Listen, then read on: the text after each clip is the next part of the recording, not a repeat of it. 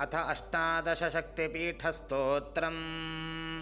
लङ्कायां शाङ्करी देवी कामाक्षी काञ्चिकापुरे, प्रद्युम्ने शृङ्खला देवी चामुण्डी क्रौञ्चपट्टणे, अलम्पुरे जोगुलाम्बा श्रीशैले भ्रमराम्बिका, कोल्हापुरे महालक्ष्मी मुहुर्ये एकवीरा, उज्जयिन्यां महाकाली पीठिकायां पुरुहूतिका, ओढ्यायां गिरिजा देवी माणिक्या दक्षवाटिके, हरिक्षेत्रे कामरूपी प्रजागे माधवेश्वरी, ज्वालायां वैष्णवी देवी गजामाङ्गल्यगौरिका, वारणास्यां विशालाक्षी काश्मीरेषु सरस्वती, 18 पीठानि योगिनामपि दुर्लभम्। सायं